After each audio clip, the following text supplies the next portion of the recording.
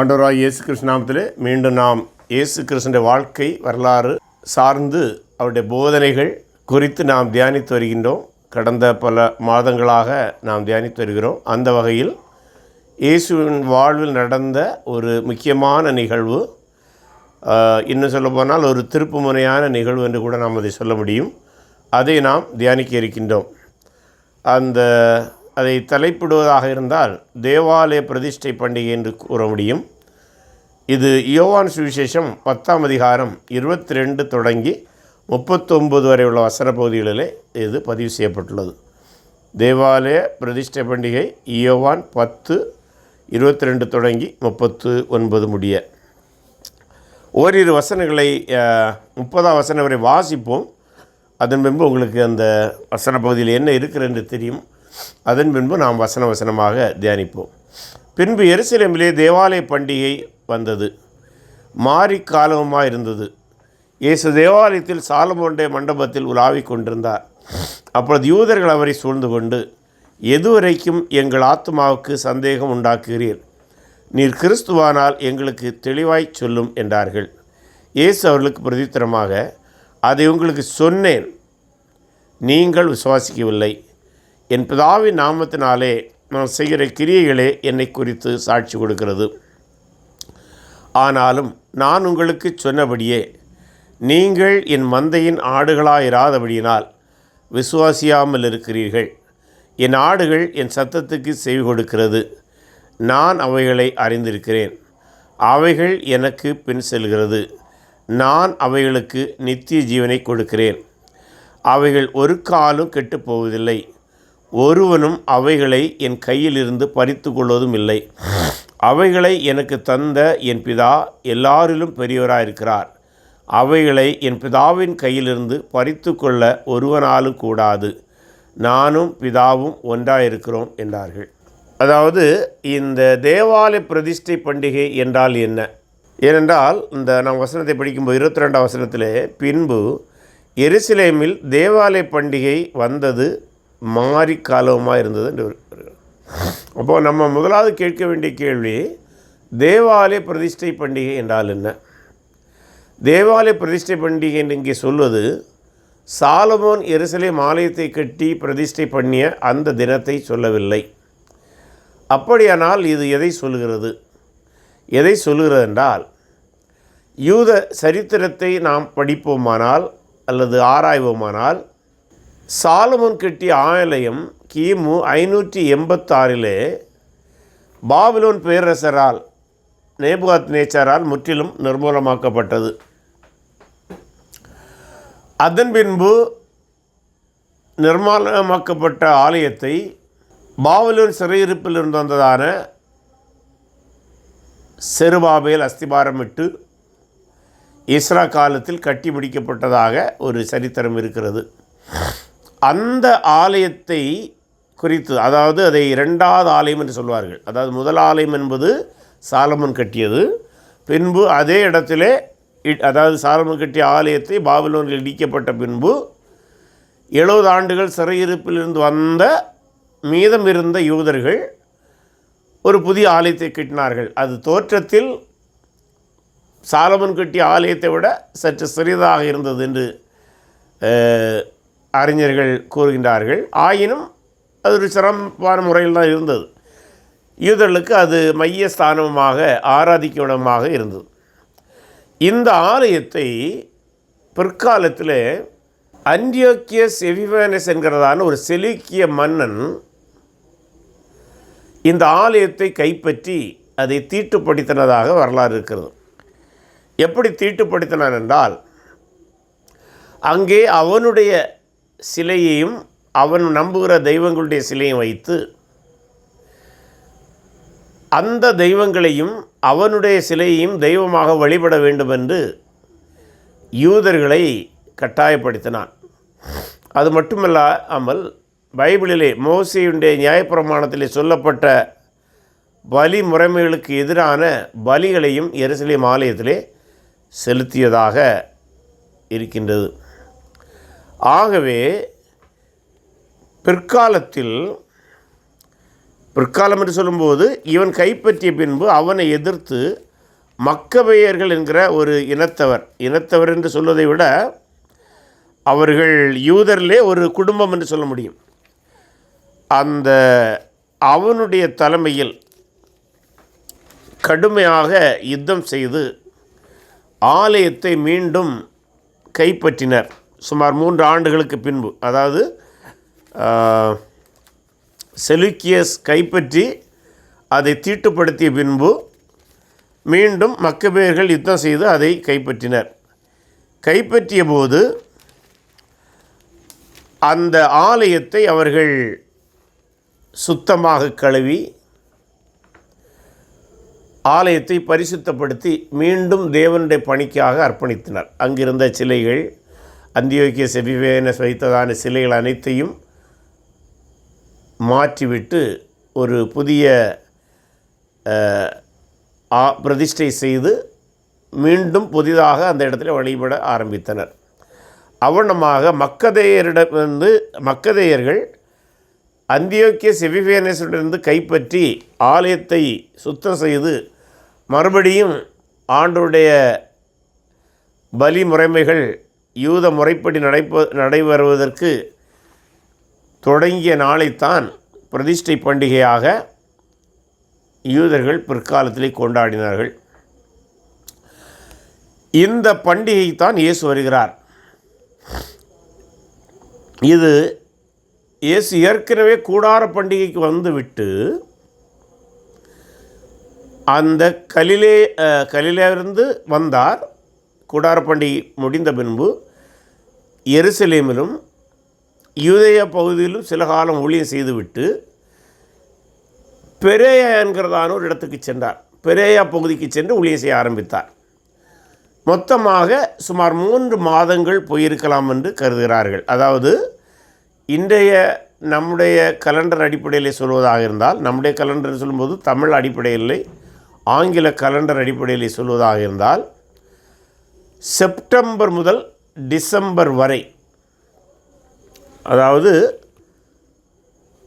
கூடார பண்டிகை செப்டம்பரில் வருகிறதாக கருதினால் டிசம்பர் வரை அவர் எருசலேம், யூதேயா, அதன் முன்பு பெரேயா பகுதியில் ஊழியம் செய்துவிட்டு பெரேயா பகுதியிலிருந்து மீண்டும் இந்த கூடார பண்டிகை கொண்டாடுவதற்காக எருசலேம் வருகிறார். இதற்கிடையே 3 மாதங்கள் போய்விட்டன. அதாவது இது ஏகதேசம் டிசம்பர் தான் வருகிறது. இன்னும் சொல்லப்போனால் பல வேளைகளிலே டிசம்பர் 25 தான் இந்த ஆலயத்தை பிரதிஷ்டை செய்த நாளாகவும் அறிஞர்கள் கூறுகிறார்கள். மக்கபேயர்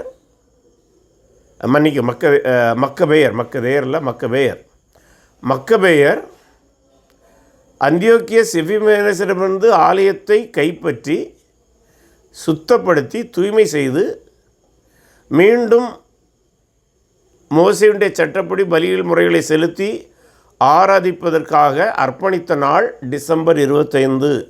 இதை நாம் மறந்துவிடக்கூடாது. ஏன்னா டிசம்பர் 25 கிறிஸ்தவர்களுக்கும் வேறு கோணத்திலே முக்கியமானதாக கருதப்படுகிறது.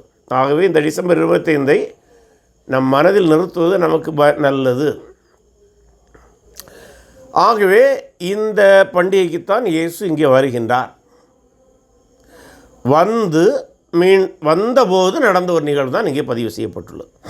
அதன் பின்பு மீண்டும் பெரேயாவுக்கு திரும்ப சென்று சுமார் 3 மாதங்கள், உதாரணமாக ஜனவரி மார்ச் முடிவு வரை அல்லது ஏப்ரல் ஆரம்பம் வரை இயேசு மீண்டும் பெரேயா பகுதியில் ஊழியம் செய்துவிட்டு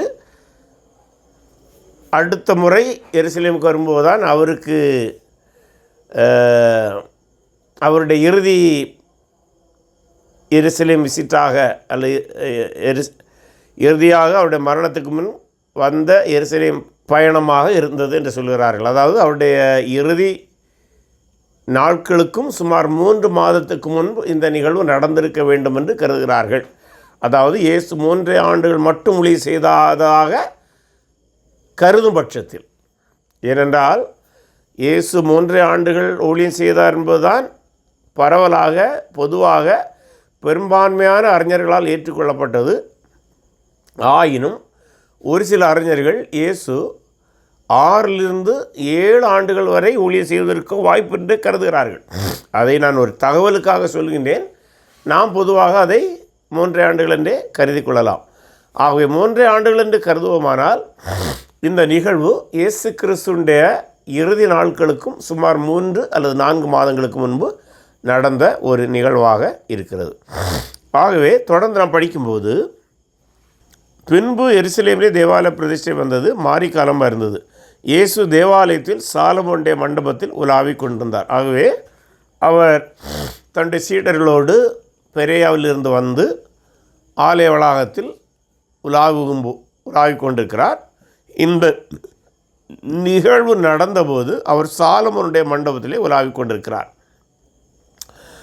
24வது வசனம். அப்போது யூதர்கள் அவரை சூழ்ந்து கொண்டு, எல்லாரும் சொல்கிறாங்க, சூழ்ந்து கொண்டு, எதுவரைக்கும் எங்கள் ஆத்துமாவுக்கு சந்தேகம் உண்டாக்குகிறீர்?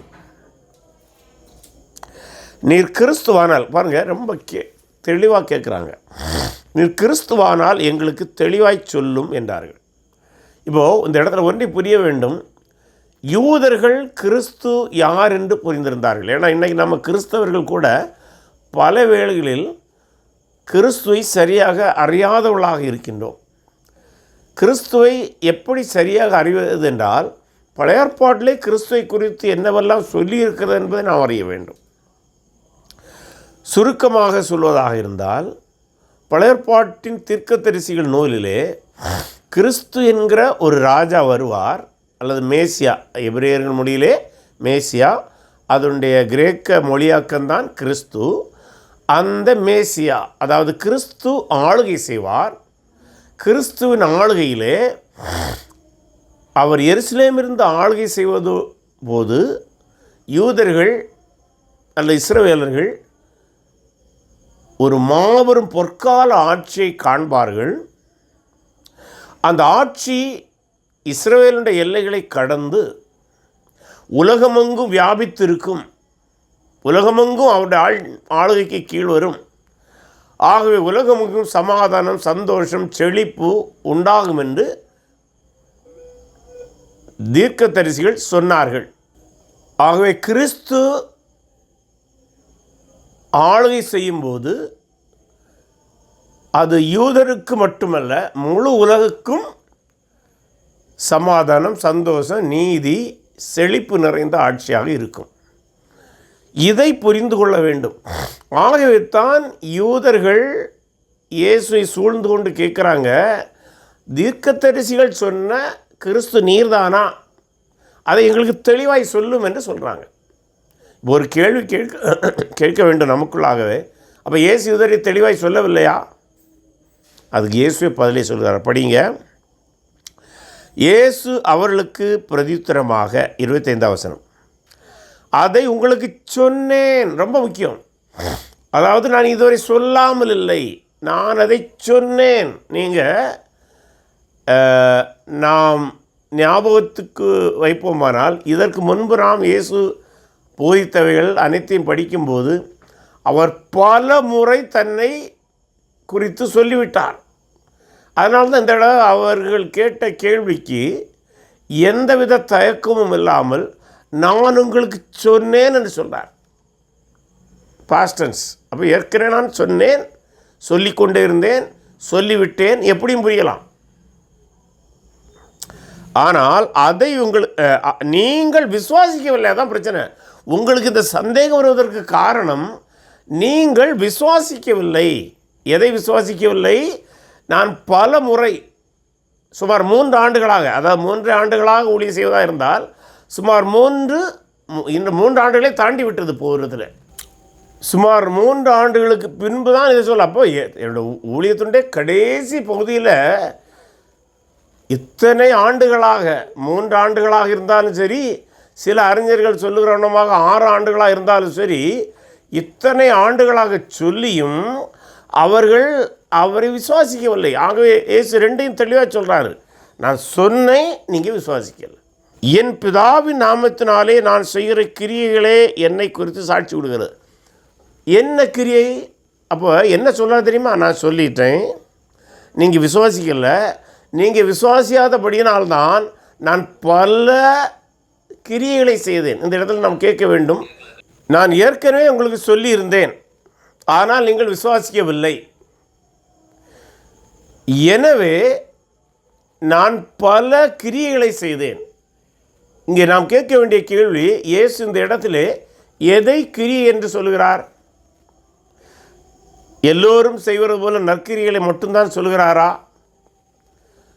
அப்படி அல்ல. இந்த இடத்தில் அவர் செய்த அற்புதங்களை குறித்து அவர் சொல்கிறார்.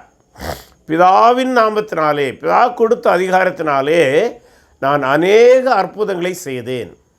இந்த இடத்துல நாம் அற்புதங்களை குறித்தும், குறிப்பாக இயேசு செய்த அற்புதங்களை குறித்து நமக்கு ஒரு இறையியல் தெளிவு இருக்க வேண்டும். ஏனென்றால் சமீபத்தில் ஒரு பிரசங்கித்து கொண்டிருந்தார். அவருடைய பிரசங்கத்தை கேட்க நேர்ந்தது. அப்போது அவர் சொல்கிறார், இயேசு ஏன் அற்புதம் செய்தார் தெரியுமா? அவர் பிரசங்கம், நான் சொல்லலை, அவருடைய பிரசங்கத்தை கோட் பண்ணுறேன். இயேசு ஒருவரே பரிசுத்தர். அவர் தன்னை பரிசுத்தர் என்று நிரூபிப்பதற்காக அற்புதம் செய்தார் என்று சொன்னார். இந்த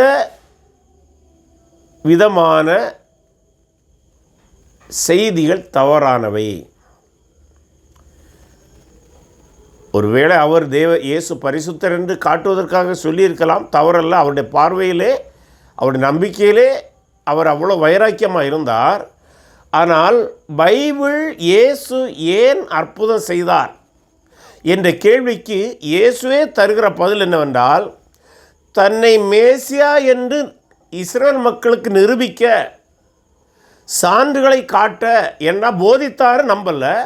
அந்த போதனையை அவர்கள் நம்பாதபடினாலே தான் வரப்போகிற மேசியா என்பதை நிரூபிப்பதற்காகத்தான் அற்புதங்களை செய்தார். இப்போ ஒரு கேள்வி கேட்கலாம், அப்போ அற்புதம் செய்ததுனால மேசியா என்று எப்படி நம்புவார்கள்?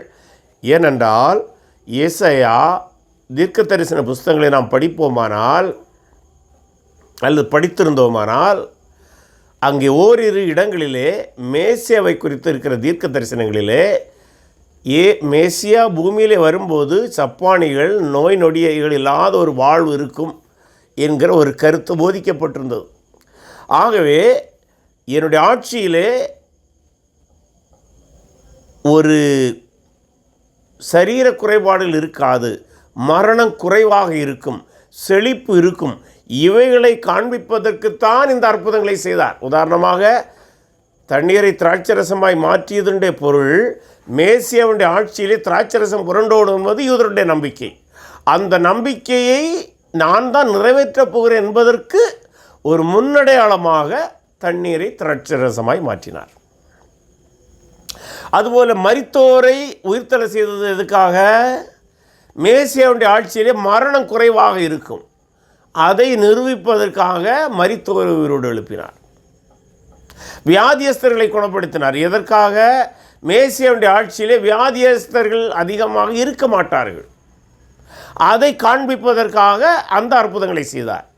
ஆகவே இயேசு அற்புதம் செய்வது இந்த வசனத்தின் அடிப்படையிலும் இன்னும் பல வசனத்தின் அடிப்படையிலும் தன்னை மேசியா என்று யூத மக்களுக்கு சான்றாக காட்ட, ப்ரூவ் பண்ணுவதற்கு, அதுதான் உண்மையும் கூட. ஆகவே அந்த நண்பர் இயேசு தன்னை பரிசுத்தராக காட்ட அற்புதம் செய்தார் என்கிற கருத்து தவறானது. ஒருவேளை நீங்கள் அதை எப்படி எங்கார் கேட்டிருந்தால் அதை ஏற்றுக்கொள்ள வேண்டிய தேவையில்லை. அது இயேசு பரிசுத்தர், அதை நான் மறுக்கலை. உடனே நீங்கள் தப்பாகவும் புரிந்து விடக்கூடாது. இயேசு முழுமையாக பரிசுத்தர், ஏனென்றால் அவர் தேவன். ஆனால் இங்கே அற்புதம் செய்வது தன்னை பரிசுத்தர் என்று காண்பிப்பதற்கு அல்ல. ஏன்னா பரிசுத்தராக இருப்பதற்குத்தான் அற்புதம் செய்தார் என்றால் அடுத்து எங்கே சிக்கல் வரும் தெரியுமா? அப்படியானால் அப்போஸ்தலர்கள் எதற்கு அற்புதம் செய்தார்கள்? அங்கே சிக்கல் வரும். சரி, அப்போஸ்தலர்கள் எதற்கு அற்புதம் செய்தார்கள்? அவர்களும் இயேசு உயிர்த்தெழுந்தார் என்பதை நிரூபிக்க தான் அற்புதம் செய்தார்கள். ஆகவே இயேசு கிறிஸ்துவின் காலத்திலும் அதன் பின்பு அப்போஸ்தலர் காலத்தில் நடந்த அற்புதங்கள் அனைத்துமே ஒரே நாணயத்தின் இரு பக்கங்கள். ஒன்று, இயேசுவின் காலத்தில் செய்த அற்புதங்கள் இயேசு மெசியா என்பதை நிரூபித்தன. இயேசு மரித்து உயிர்த்தெழுந்த பின்பு நடைபெற்ற அப்போஸ்தலர் கால அற்புதங்கள் இயேசு உயிர்த்தெழுந்து விட்டார் என்பதை நிரூபிக்கின்றன. இதை நம்ம தெளிவாக இருந்தால்தான் இன்றைய உலகில் நடக்கிற தவறான போதனைகளிலிருந்து நாம் நல்ல ஒரு கிறிஸ்தவர்களாக, முதல் நூற்றாண்டு அப்போஸ்தல கிறிஸ்தவர்களாக நம்மை காத்துக்கொள்ள முடியும். ஆக அவர் சொல்கிறார் 25ஆம் வசனத்திலே, இயேசு அவர்களுக்கு பிரதித்திரமாக, அதை உங்களுக்கு சொன்னேன், நீங்கள் விசுவாசிக்கவில்லை. என் பிதாவின் நாமத்தினாலே நான் செய்கிற கிரியைகளே என்னை குறித்து சாட்சி. அப்படியானால் நான் செய்த அற்புதங்கள் அனைத்துமே என்னை மேசியா என்று காட்டுகின்றன, என்னை கிறிஸ்து என்று காட்டுகின்றன. ஆனால் நீங்கள் என் போதனையை விசுவாசிக்கவில்லை, என்னுடைய அற்புதங்களை கண்டும் விசுவாசிக்கவில்லை. ஆனாலும் 26ஆம் வசனம், நான் உங்களுக்கு சொன்னபடியே நீங்கள் என் மந்தையின் ஆடுகளாயிராதபடியினால் விசுவாசியாமல் இருக்கிறீர்கள். இந்த மந்தையின் ஆடுகள், அதாவது இந்த இடத்துல நாம் யூத ஆடு மேய்ப்பர்களுடைய செயல்பாட்டை அறிந்திருக்க வேண்டும். இந்த யூத ஆடு மேய்ப்பவர்கள் பல வேளைகளிலே மந்தையாக ஆடுகளை மேய்ப்பார்கள். அப்படி ஆடுகளை மேய்க்கும்போது ஆடுகளுக்கு பெயரே இட்டிருப்பாங்க பல வேளைகளில். இன்னும் சொல்லப்போனால் பல மேய்ப்பர்கள் சேர்ந்து தங்களுடைய மந்தைகளை மேய்ப்பார்கள். ஆகவே மந்தை கூட்டங்கள் ஒன்றோடு ஒன்று கலந்து விடும் சில வேளைகளில். குறிப்பாக சாயங்கால வேளையில் ஆடுகளுக்கு தண்ணீர் காட்டும்போது மந்தைகள் சேர்ந்துடும். இப்போ ஒரு பெரிய சிக்கலில் மாட்டினது போல தெரியும். என்ன சிக்கல்? எல்லா ஆடுகளும் சேர்ந்துட்டது இல்லையா, எப்படி என்னுடைய மந்தைகளை மட்டும் பிரித்தெடுப்பது? அதற்கு இந்த மேய்ப்பன் ஒரு வழியை வைத்திருக்கின்றான். அவன் என்ன செய்வான் என்றால், இந்த ஆடுகள் தண்ணீர் குடித்து முடித்த பின்பு அந்த கிணற்றிலிருந்து சற்று தூரத்தில் சென்று விடுவான். சற்று தூரம் என்று சொல்லும்போது அவன் தீர்மானிப்பான், 100 அடியா, 200 அடியா, 300 அடியா. அவனுக்கு தேவையான அளவு தூரத்தில் சென்று விட்டு அவன் ஒரு சத்தத்தை எழுப்புவான், ஒரு ஒலியை எழுப்புவான். சில வேளை நம்ம ஊரில் மக்கள் விசிலடிப்பாங்கல்ல, அவன் நம்ம விசிலடிக்கலாம், அல்லது குக்குன்னு ஏதாவது ஒரு வார்த்தையை சொல்லலாம், ஏதோ ஒரு அவனுக்கு அல்லது ஒரு பாட்டை பாடலாம். அதை அவனுக்கும் அவனுடைய ஆட்டு மந்தைக்கு மட்டும்தான் அது தெரியும். ஆகவே அவன் சற்று தூரத்தில் சென்று அங்கே நின்று கொண்டு அந்த சங்கீத ஒலியை எழுப்புவான். அந்த சங்கீத ஒலி அந்த மேய்ப்பனுடைய வாயிலிருந்து வந்த உடனடியாக எத்தனை 1000 ஆடுகள் சேர்ந்து தண்ணீர் குடித்து கொண்டிருந்தாலும் இவனுடைய 100 ஆடுகள் மட்டும் தனியாக பிரிந்து அவன் இருக்கிற இடத்துல போயிடும். இது அங்குள்ள நடைமுறை. அந்த விவசாய சூழலில், கிராம சூழலில் நடக்கிற ஒரு நிகழ்வை இயேசு இப்போது தனக்கு செவி கொடுக்காத மக்களுக்கு சொல்கிறார். அவர் அங்கே இருந்து சப்தம் போடும்போது வேறு மேய்ப்பனுடைய ஆடுகள் அவரை நோக்கி செல்லாது. ஏன்னா அந்த மேய்ப்பனுக்கு வேற சத்தம். அதனால்தான் அவர் சொல்கிறார், என் ஆடுகள் என் சத்தத்துக்கு செவி கொடுக்கிறது, நான் அவைகளை அறிந்திருக்கிறேன், அவைகள் எனக்கு பின் செல்கிறது, நான் அவைகளுக்கு நித்திய ஜீவனை கொடுக்கிறேன். அப்படி என்னென்னா, என் சத்தத்தை கேட்டு எனக்கு செவி கொடுத்து என்னை கீழ்ப்படிந்து என்னை பின்பற்றுகிற ஆடுகளுக்கு நித்திய ஜீவன் உண்டு. இந்த இடத்துல நித்திய ஜீவனை குறித்து சற்று விரிவாக நாம் அறிந்திருந்தால் நலமாக இருக்கும். பொதுவாக ஆதி காலத்திலே யூத பாரம்பரியத்திலே நித்திய ஜீவன் என்பதை அவர்கள் எப்படி புரிந்திருந்தார்கள் என்றால், ஒரு மனிதனுக்கு குழந்தைகள் பிறந்து அந்த மனிதனுக்கு அவருடைய பிள்ளைகளுக்கு பேரப்பிள்ளைகள் பிறந்து அந்த பேரப்பிள்ளைகளுக்கு கொள்ளு பேரன்கள் பிறந்து அப்படி சந்ததியாக தலைமுறையாக இடைவிடாமல் மலடில்லாமல் ஒரு சந்ததி பெருகுமானால் அதை நித்திய ஜீவன் என்று கருதினார்கள். புரிந்து கொள்ளுங்க. ஆரம்ப கட்டத்தில் அவர்களுக்கு இவ்வளவு தேவனுடைய வார்த்தையுடைய வெளிச்சம் கிடையாது, அப்படின்னாலே அப்படி புரிந்தார்கள். தேவனுடைய வார்த்தையுடைய வெளிச்சம் அதிகமாக தீர்க்கதரிசிகள் மூலம் பைபிளில் கொடுக்கப்பட்ட போது அந்த நித்திய ஜீவன் என்பதை அவர்கள் ஒரு கட்டத்திலே தானியேலுடைய புத்தகத்தின் அடிப்படையிலே இந்த ஆத்துமா மட்டும் வாழும் என்று கருத ஆரம்பித்தார்கள். எந்த ஆத்துமா? சந்ததி பெருகுவதோடு இல்லாமல் இந்த உலகத்திலே மனிதன் ஓட்டத்தை முடித்த பின்பு தேவனிடமிருந்து பெற்ற ஜீவ ஆத்மா அழியாது, அது மறு உலகில் மறுமையில் தேவனோடு வாழும் என்று கருதினார்கள். அது இரண்டாம் கட்டமாக நித்திய ஜீவனை எப்படி வழங்கி கொண்டார்கள்.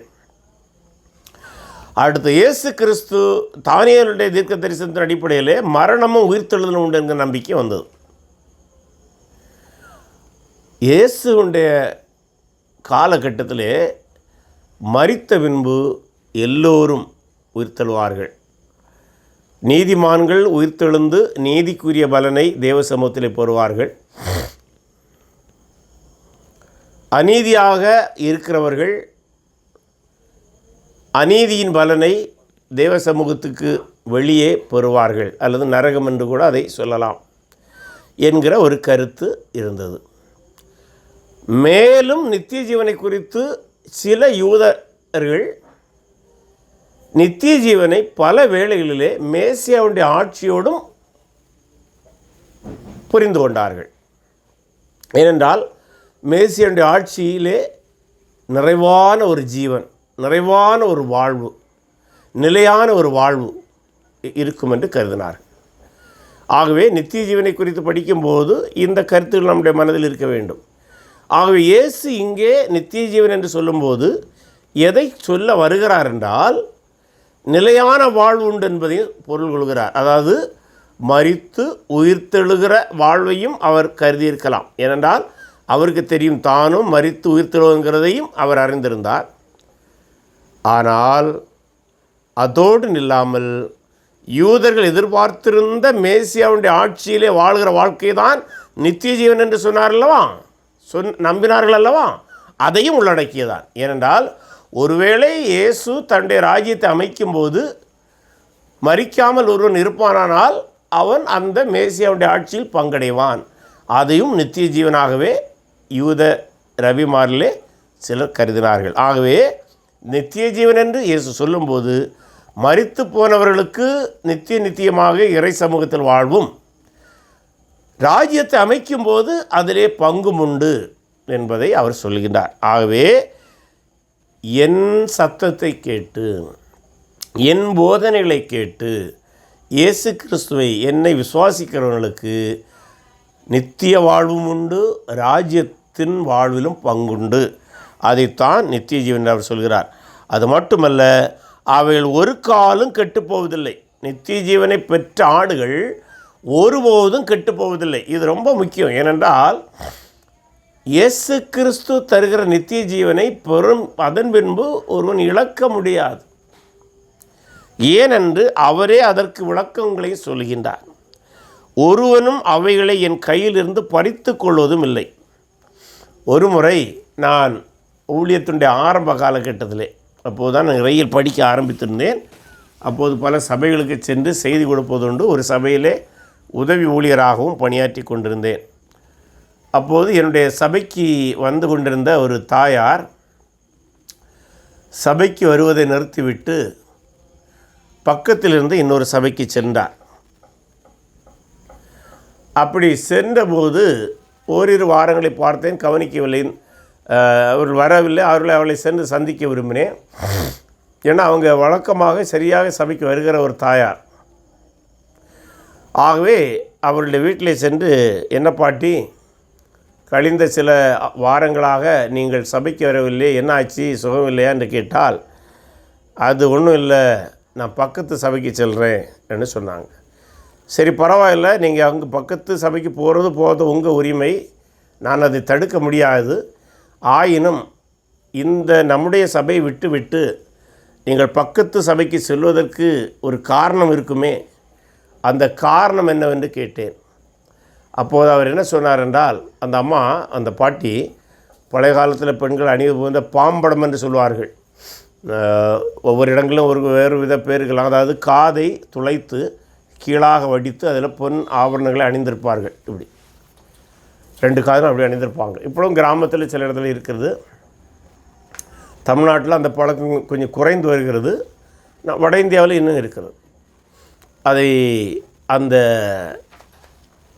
பாட்டி அப்படி அணிந்திருந்தபடினாலே அந்த பக்கத்தில் இருந்த இன்னொரு சபையுடைய போதகர் இந்த பாட்டியிடம் வந்து என்ன சொல்லியிருக்கிறார் என்றால், பாட்டி நீங்கள் பரலோகத்துக்கு போகணும், நீங்கள் பரலோகத்துக்கு போகும்போது இப்படி பாம்படத்தில் நிறைய நகையெல்லாம் அணிஞ்சிருந்தால் போக முடியாது. நீங்கள் மேலே போகும்போது சாத்தவங்க காதை பிடிச்சி இழுத்து அப்படியே கொண்டு நரகத்தில் தள்ளிடுவான் அப்படின்னு சொன்னாங்க. அதனால தான் நான் பயந்து அங்கே போயிட்டுருக்கிறேன்னு சொன்னாங்க. அப்போ நான் அவங்ககிட்ட சொன்னேன், சரி பாட்டி, நீங்கள் இறந்து போனால் இந்த பாம்படத்தோடையா நீங்கள் மேலே போவீங்க? உங்கள் மக்களும் மருமக்களுமே உடனே கலத்தி எடுத்துருவாங்க, ஒன்றும் விடமாட்டாங்க. ஆகிய சாத்தானுக்கு உங்கள் காதை இழுக்க அங்கே ஒன்றும் இருக்காது. இப்படி தமாசா தான் சொன்னேன். சொல்லிவிட்டு இந்த வசனத்தை தான் நான் உங்களுக்கு சொன்னேன்.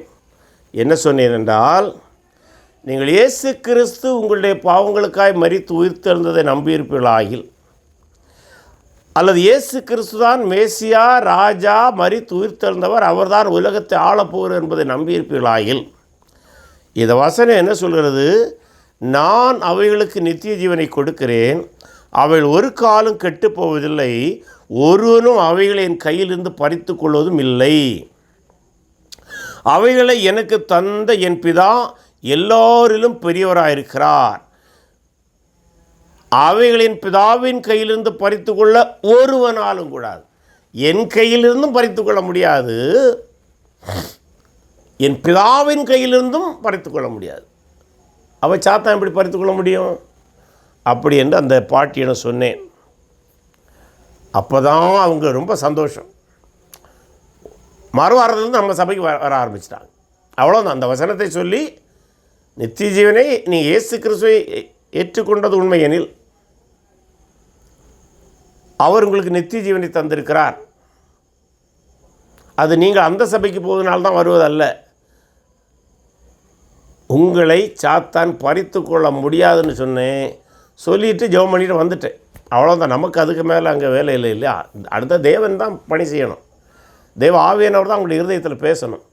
மறு சண்டே, மறு ஞாயிற்றுக்கிழமை அந்த பாட்டி அங்கே போவதை நிறுத்திவிட்டு மீண்டும் இங்கே வந்து விட்டாங்க.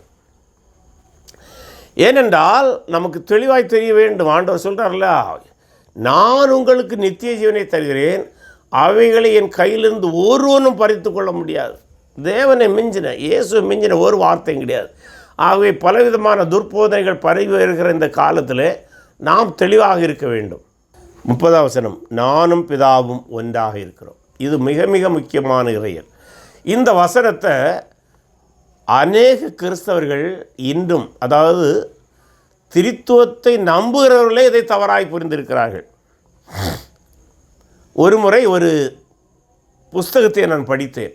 மிக அருமையான புஸ்தகம், மிக மிக அருமையான புஸ்தகம். ஆங்கிலத்திலிருந்து தமிழில் மொழிபெயர்க்கப்பட்ட ஒரு புஸ்தகம்.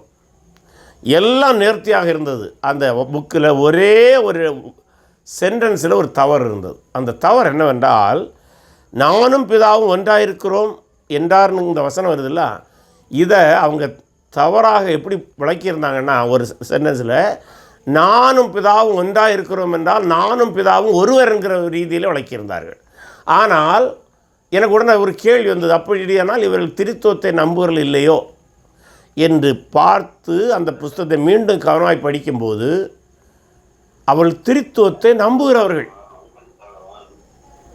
திரித்துவத்தை நம்புவர்களாக இருந்தும் இந்த வார்த்தையை ஒன்றாக இருப்பதை ஒருவர் என்று புரிகிறார்கள். இது அதனால தான் இன்றைக்கு கிறிஸ்தவத்துக்குள்ளாக திரித்துவத்தை குறித்த போதனையிலே சிலருக்கு குழப்பம் உருவாகுது. அப்போ ஒன்று என்றால் ஒருவர் அல்ல. நல்லா மீண்டும், ஒன்று என்பது ஒருவரை குறிக்காது. சில வேளை ஒன்று ஒருவரை குறிக்கலாம், ஆனால் பல வேளைகளிலே நம்முடைய பேச்சு வழக்கிலும் இலக்கணத்திலும் கூட எல்லா மொழியிலுமே, இந்த இலக்கண முறை எல்லா மொழியிலுமே இருக்கிறது. ஒன்று என்பது பல வேளைகளில் ஒருவரை குறிக்காது. ஒன்று என்பது பல வேளைகளிலே ஒரு யூனிட்டை குறிக்கும், ஒன்றுக்கு மேற்பட்டவர்களை குறிக்கும். பல எக்ஸாம்பிளை சொல்ல முடியும். ஒன்று, நம்ம பல வேளைகளில் நம்ம பேசணும், நண்பர்களோடு பேசும்போதும் நானும் அவனும் ஒன்றுன்னு சொல்லுவோம். நானும் அவனும் ஒன்றுனா 2 பேரும் ஒரு ஆளா? இல்லை, 2 பேர் 2. ஆனால் நானும் அவனும் ஒன்றாக செயல்படுகிறோம். ப்ராபலி ஒரு டீமாக, அல்ல ஒரே சிந்தனையில் ஒரே நோக்கத்தில் செயல்படுகிறோம். அதுபோல் பைபிள்லேயே நமக்கு எக்ஸாம்பிள் இருக்குது பாருங்கள். கணவனும் மனைவியும் ஒன்றாக இருப்பார்கள் என்று பார்க்கின்றோம். அப்படியானால் கணவன் மனைவியும் சேர்ந்து ஒரே மனுஷன் ஆகிட்டாங்களா? இல்லை, 2 பேர் தான் எப்போவுமே. கணவன் மனைவி என்றாலும் 2 பேர். ஆனால் அவர்கள் ஒன்றாக ஒரே நோக்கத்தோடு செயல்படுவதால் அவர்கள் ஒன்றாக மாறுகிறார்கள்.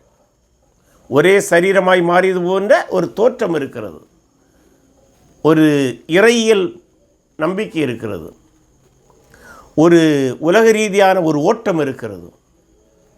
ஆகவே ஒன்று என்றால் ஒருவர் என்று புரியக்கூடாது. ஒன்றென்றால் ஒன்றாக இருத்தல், ஒன்றாக செயல்படுதல், ஒன்றாக சிந்தித்தல், ஒன்றாக இயங்குதல்.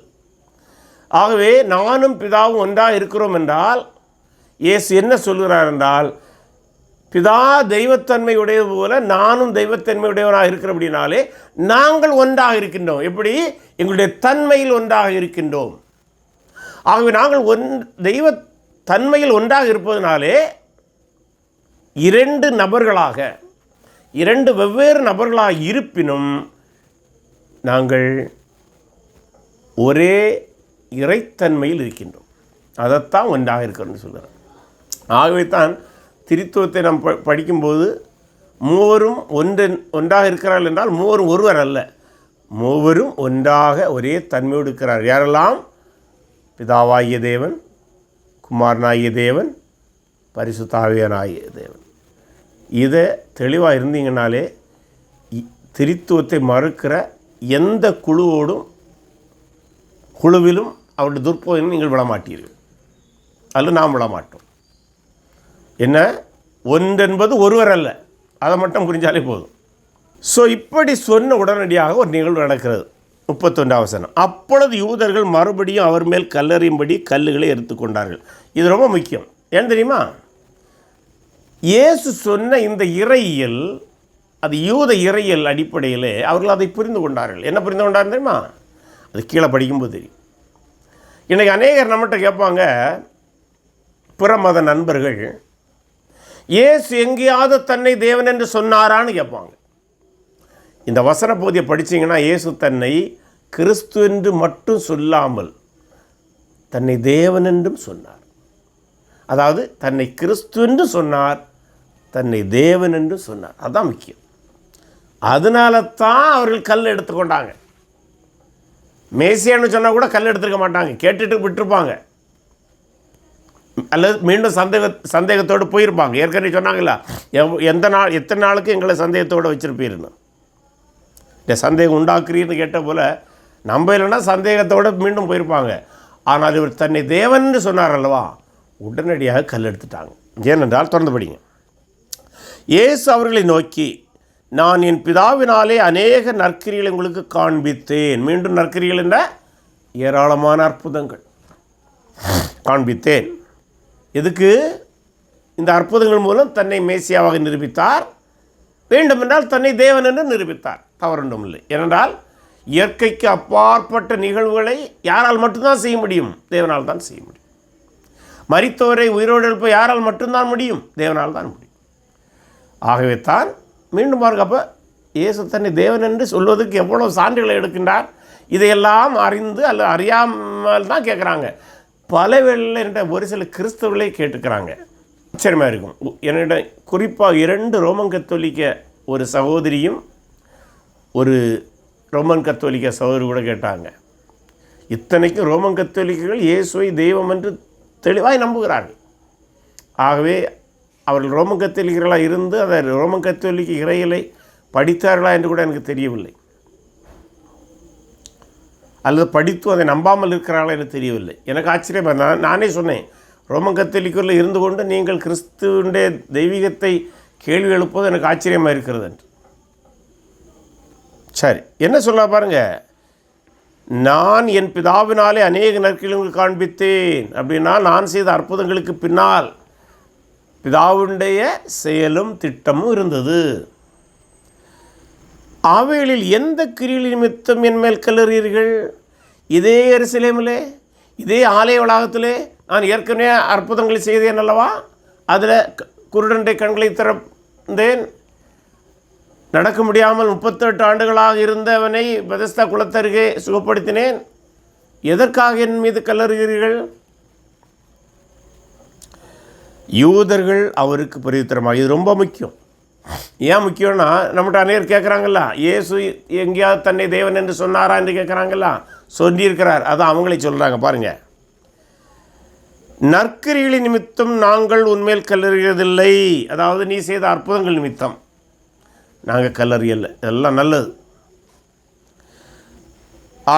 ஆனால்ங்கிற வார்த்தை இல்லை, நான் புரிந்து கொள்வதற்காக போட்டு, நீ மனுஷனாக இருக்க. இதுதான் முக்கியம். நீ மனுஷனாக இருக்க, உன்னை தேவன் என்று சொல்லி. அப்படின்னா என்ன அர்த்தம்? இயேசு தன்னை தேவன் என்று சொன்னார். பிற மத நண்பர்கள் என்ன கேட்குறாங்க? பல வேளைகளில் கிறிஸ்தவர்களுக்கு என்ன சந்தேகம் வருது? அவர் மனிதன் தானே என்கிற சந்தேகம் வருகிறது. 2 ரோமன் கத்தோலிக்க நண்பர்கள் என்ன கேட்டார்கள் என்று கூட சொன்னேன் அல்லவா? இயேசு எங்கேயாவது தன்னை தேவன் என்று சொன்னாரா? பெரிய அறிவாளிகள் மேலே கேட்பாங்க. அந்த கேள்வி கேட்ட உடனே தெரியும் அவன் பைபிளை படித்தவன் அல்ல. ஒரு பைபிளை ஒரு முறையாவது நிறுத்தி நிதானமாக தியானித்து படித்தவனிடம் அந்த கேள்வி வராது. என்ன சொல்லாங்க? இயேசு அவங்களே சொல்கிறாங்க, நீர் மனுஷனாயிருக்க, உன்னை தேவன் என்று சொன்னீர். சொல்லி அது வாக்கியத்தில் அப்படி போகுது. இயேசு என்ன சொல்லியிருக்காரு? தன்னை தேவன் என்று சொன்னார். இயேசு தன்னை தேவன் என்று சொன்னார். இயேசு தன்னை தேவன் என்று சொன்னார்.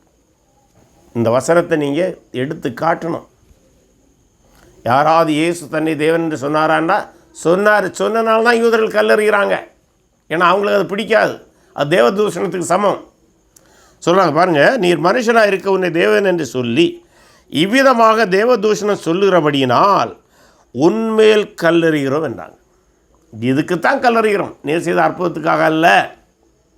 அதெல்லாம் நல்லது. நீர் செய்த அற்புதங்கள் மூலம் நாங்கள் பல நன்மைகளை பெற்றுக்கொண்டோம்.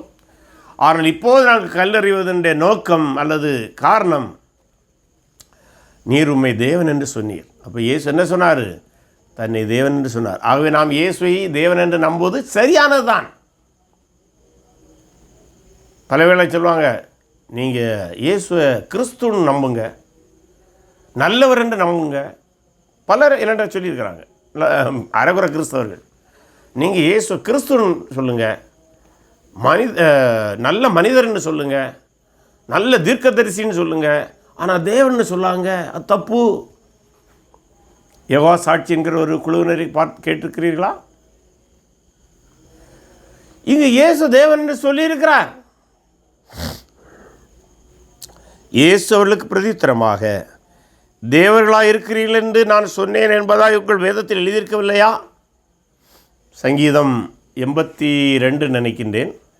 சங்கீதம் 82 ஒரு வசனம், நீங்கள் எல்லாம் தேவர்களாக இருக்கிறீங்கிற ஒரு வார்த்தை வரும். 82:6, சங்கீதம் 82:6. அதை தான் மறைமுகமாக இங்கே கோட் பண்ணுறார். சரி, அதாவது அவருடைய ஆர்கியுமெண்ட் என்னென்னா, தேவன்னு சொன்னோன்னு இடறிய. ஆனால் ஒன்றா நீ புரிந்து கொள்ள வேண்டும், தேவனை விசுவாசிக்கிற மனிதனை கூட தேவர்களாக இருக்கிறீர்கள் என்றால் தேவ சாயலில் அவர்கள் உருவாக்கப்பட்டவர்கள். அப்படி சொல்ல முடியுது. நம்முடைய வேதமே அதை அங்கீகரிக்கிறது.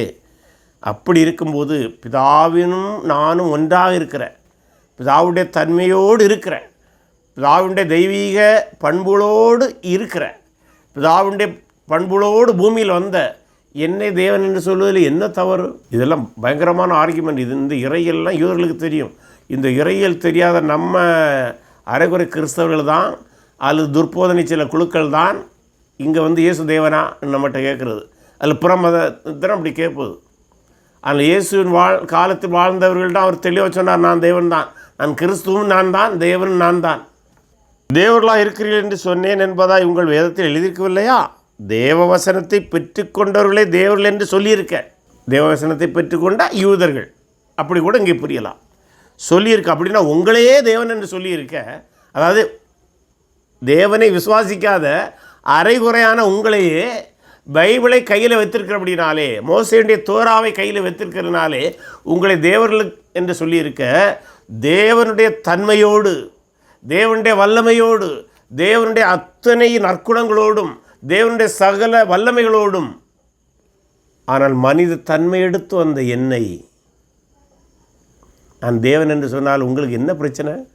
தேவ வசனத்தை பெற்றுக்கொண்டவர்களே தேவர்கள் என்று சொல்லியிருக்க, வேத வசனமும் தவறாததாக இருக்க பிதாவினால் பரிசுத்தமாக்கப்பட்டும். பாருங்க, பிதாவினால் பரிசுத்தமாக்கப்பட்டும் உலகத்தில் அனுப்பப்பட்டும் இருக்கிற. அப்படின்னா பிதா தான் அனுப்புகிற. அப்போ பிதா அனுப்புகிறாருன்னா இயேசு எங்கே இருந்தார்? ஏற்கனவே பரலோகத்தில் இருந்தவர். எப்படி பரலோகத்தில் இருக்க முடியும்? பூமியில் பிறப்பதற்கு முன்பாக ஒரு மனிதன் எப்படி பரலோகத்தில் இருக்க முடியும்? அவன் தேவனாக இருந்தால் மட்டும்தான் அது சாத்தியம். நான் பூமியில் பிறந்த பின்பு தான் மனுஷன். நாம் பரலோகத்திலிருந்து அனுப்பப்படலை. நாம் யாரும் அப்படித்தான். ஆனால் இயேசு அவர் பூமியில் பிறப்பதற்கு முன்பாகவே வார்த்தையாக பரலோகத்தில் இருந்தார்.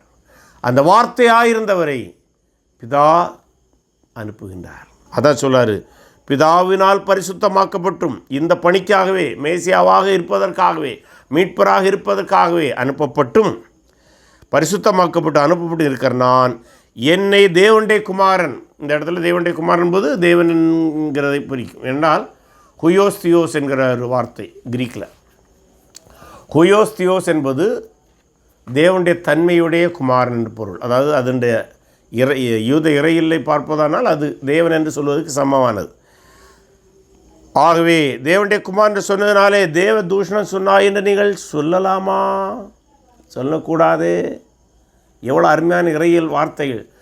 இன்றைக்கு அநேகர் சொல்கிறாங்க கிறிஸ்தவர்கள் இறையியல் படிக்கக்கூடாதுன்னு. இறையியல் படிக்கலைன்னா அறவேக்காடுகளாக தான் இருக்க முடியும். அதுதான் இன்றைக்கு வந்த கிறிஸ்தவத்துடைய சாபக்கேடு. துரிஸ்தவசமாக அநேக சபைகள், திரித்துவத்தை நம்புகிற சபைகள் கூட திரித்துவத்தை சரியாக போதிப்பதில்லை. போதிப்பதற்கு நேரம் எடுப்பதில்லை, சிரமம் எடுப்பதில்லை.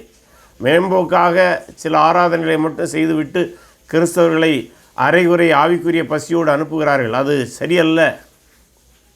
நாம் அப்படி இருக்கக்கூடாது. என் பிதாவின் கிரியைகளை நான் செய்யாதிருந்தால் நீங்கள் என்னை விசுவாசிக்க வேண்டியதில்லை. பிதாவுடைய கிரியைகள் என்னது? பிதா எதை செய்ய சொன்னாரோ அதை செய்கின்றேன். பிதா செய்யக்கூடிய அத்தனை சர்வ வல்லமுள்ளான காரியங்களை செய்கின்றேன். ஆகவே செய்கிறபடினால் நீங்கள் என்னை விசுவாசிக்க வேண்டும்.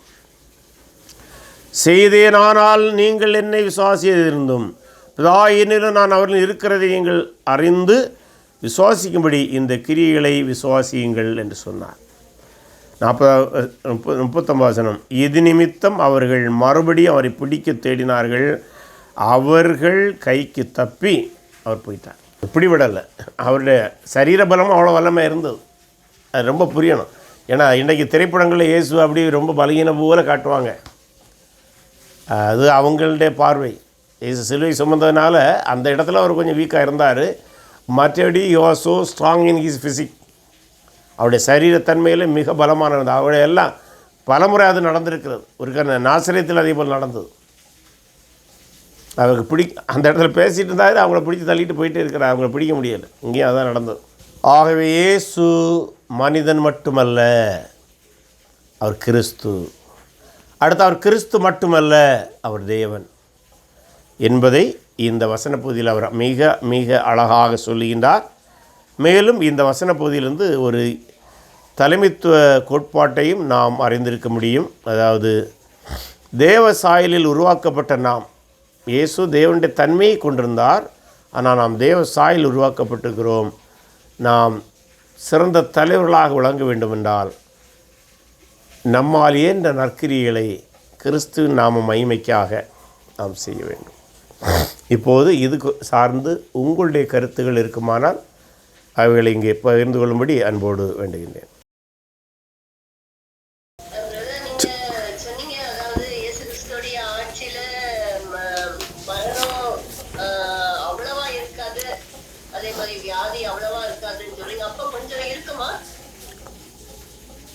கொஞ்சம் இருக்கலாம் என்று சில வசனங்களுடைய அடிப்படையிலே புரிந்து கொள்ள முடியும். ஏனென்றால்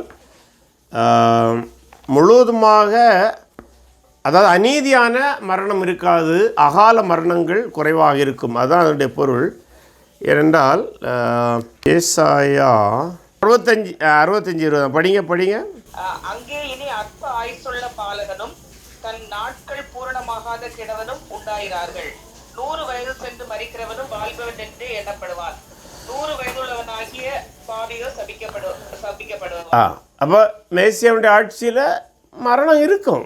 ஆனால் ரேம்பண்ட் டெத்துன்னு சொல்லுவாங்க இல்லை, துர்மரணங்கள் குறைவாக இருக்கும், கொள்ளை நோய்கள் குறைவாக இருக்கும், நீண்ட ஆயுள் இருக்கும். சிலர் என்ன சொல்லுவாங்கன்னா, ஏதேன் தோட்டம் முடிந்த பின்பு அது காலத்தில் 900 வருஷங்களெல்லாம் வாழ்ந்தார்கள் அல்லவா, அதுபோன்ற ஒரு நீண்ட வாழ்வு, சரீரப்பிரமான வாழ்வு மீண்டும் பூமியிலே கொடுக்கப்படும் என்று எல்லாம் சொல்கிறார்கள். ஆகவே தான் மரணம் குறைவாக இருக்கும் என்று சில அறிஞர்கள் புரிந்து கொள்கிறார்கள், விளக்குகிறார்கள். அதைத்தான் நான் உங்களோடு சொன்னேன். மற்றபடி அது என்னுடைய கருத்து அல்ல, பைபிளுடைய கருத்து தான். அறிஞர்களும் அதைத்தான் அப்படி சொல்கிறாங்க.